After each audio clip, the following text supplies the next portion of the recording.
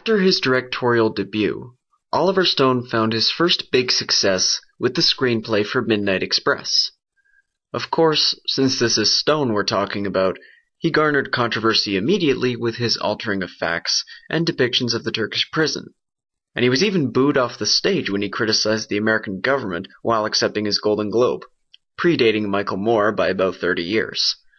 But after this, and before he wrote the screenplay for Scarface, Stone directed his second feature film. Released 7 years after his first film, Oliver Stone's The Hand possesses the same kind of over-the-top horror that Seizure possessed, but with a bigger budget, a bigger movie star, and a different story. Michael Caine, who later remarked that he made the movie purely for financial reasons, plays Jonathan Lansdale, the creator of a comic strip. Although his work is thriving, his marriage is falling apart through lack of communication. Then, in a freak accident, Jonathan loses his right hand, needing to replace it with an artificial one.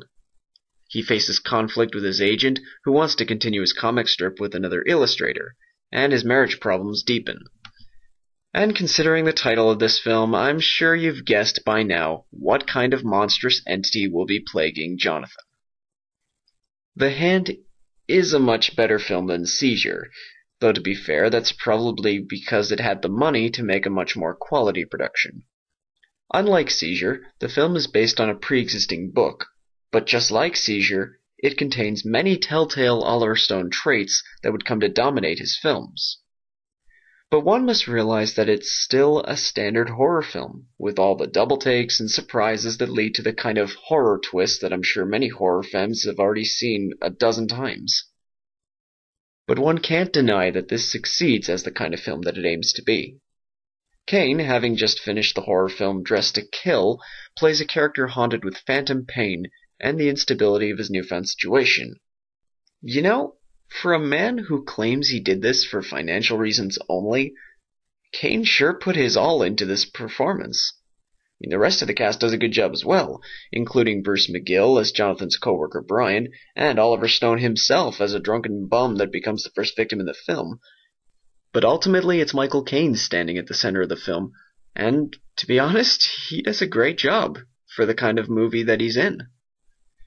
The Hand was the first of Stone's collaborations with producer Edward R. Pressman, who would later go on to work with Stone multiple times throughout their careers. It was also one of the first soundtracks done by James Horner, who would go on to provide music for Titanic and Braveheart and other films. And although Caine and Stone apparently developed a friendship after making this film, they have yet to reunite on another film project, which I find kind of a shame because I'd love to see these two work together again. The Hand wasn't a very successful film, but it's gained a cult following over the years as many horror movies have. But to the day of this recording, it was also the last horror movie that Stone would ever direct, and he followed up with what can only be called his golden age.